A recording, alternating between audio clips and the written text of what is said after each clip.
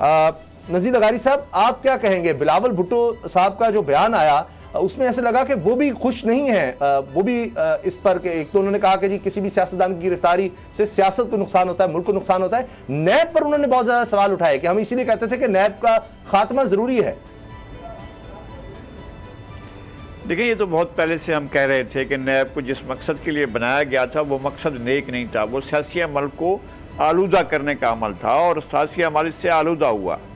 और फिर जिस तरह से सियासी लीडरशिप को रुस्वा किया गया, पिछले जब से नैब बना है तब से लेकर अब तक जिस तरह से सियासी लीडरशिप को रुस्वा किया जाता रहा है, उनको जो है डिफेम किया जाता रहा है, उनके बारे में हौलनाक किस्म की खबरें देने के बाद वो कोई चीज़ साबित नहीं की जा सकी है, वो भी हमारे सामने है। आसिफ अली जरदारी साहब को गिरफ्तार किया गया और उनके खिलाफ कोई चीज़ साबित नहीं हुई। अब तक कितने, वो 14 साल तो जेल में गुजार चुके हैं, कुछ सैफुर रहमान के हिसाब ब्यूरो में और कुछ जो है बाद के ये जो नैब है इस नैब के तहत वो जेलों में बंद रहे हैं। नवाज शरीफ साहब गिरफ्तार किए गए, नवाज शरीफ साहब की एक सज़ा सस्पेंड हुई और दूसरी सज़ा में एक और जो केस था जिसमें उनकी साहबजादी और दामाद भी थे, वो जो है वो उस केस में और दोनों दामाद और जो उनकी साहबजादी हैं वो भी बरी हो चुकी हैं। लेकिन रुस्वा किया गया और ये जो पानामा केस था, उस पानामा केस में से एक आमा निकला था और उससे जो है वो उनको नाअहल भी किया गया और उससे सारा कुछ हुआ है, लेकिन पानामा में से कोई चीज़ बरामद नहीं हो सकी थी, ना मनी ट्रेल आ सकी थी। बड़े बड़े ऐवानों के जो घर हैं और जो ऐवान हैं उनकी दीवारें गवाही देंगी कि जनाब कौन कौन से लोग, कितने बादशाह लोग किस तरह की बातें करते रहे हैं जी। किस तरह से चैनलों पर शो करने वाले एंकर्स को फ़ोन करके कहा जाता था कि कल भी यही प्रोग्राम करना, फिर देखना कि हम क्या करते हैं, और फिर हुआ।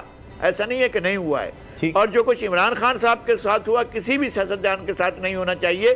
जो कुछ इमरान खान के साथ किया गया इसी तरह नहीं होना चाहिए था। जरदारी साहब के खिलाफ नहीं होना चाहिए था, नवाज शरीफ साहब के साथ नहीं होना चाहिए था, शहबाज शरीफ के साथ। और अदालतों को पहले भी इसी तरह से बहुत अच्छा हुआ है कि इनको अदालतों ने रेस्क्यू किया। इसी तरह का जो है वो इंसाफ सबके साथ होना चाहिए था और ये अच्छा हुआ है कि सियासी माहौल बेहतर बन सके। और इमरान खान साहब जो हैं अभी वो पुलिस के पास हैं और पुलिस की हिफाजत में हैं। कल वो पेश होंगे, कल हाई कोर्ट ने फैसला करना है और हम ये नहीं कह सकते हैं कि हाई कोर्ट क्या करेगा।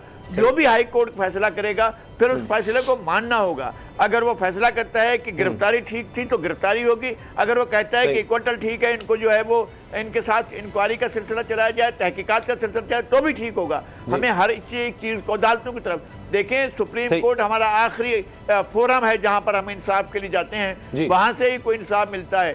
वो ट्रायल कोर्ट नहीं है भारत, वो एक अपीलेंट, सुप्रीम अपीलेंट कोर्ट है, अपील सुनती है वो। सही। अगर आपको ये वीडियो पसंद आई तो सब्सक्राइब करें और बेल पर क्लिक करें।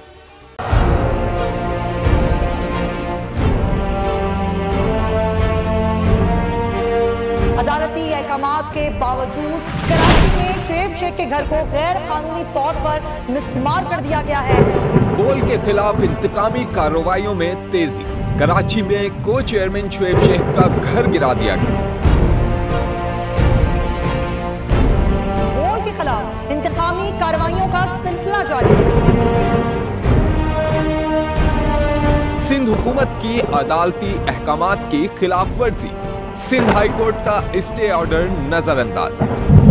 सेक्रेटरी बल्दियात Najam Shah, director land Sawal Islam, director anti encroachment Imran Ahmed को नोटिस जारी। Administrator KMC director Saifur Rehman, DIG south Irfan Baloch, SSP Keamari Fida Hussain को भी फरीक बनाया गया। इससे पहले जो जुल्म के पहाड़ तोड़े गए, शोएब अहमद शेख की जबानी सुनी। 60 दिन का वक्त होता है, 102 दिन के बाद मैं जीत गया, केस बरी हो गया, 102 दिन के बाद अपील फाइल की, एक्सेप्ट कर ली। नहीं करते ना एक्सेप्ट, खत्म हो जाता ना जुल्म यार। भरी अदालत में मुझे बरी कर दिया, फिर पता नहीं क्या हुआ, 2.5 घंटे बाद का नोट बिफोर, मैं नहीं सुनता ये केस। खड़े रहते अपने फैसले पे, मिट जाता जुल्म। अल्लाह ताला ने बिठाया इस कुर्सी, इन कुर्सियों पे इनको यार, ये अल्लाह ताला की तरफ से फैसले करने हैं। तो या तो ये फैसले आएंगे, जुल्म मिट जाएगा, या कौम खड़ी हो जाएगी जुल्म के खिलाफ। हर मुश्किल के बावजूद बोल हकीकी सहाफत करता रहेगा।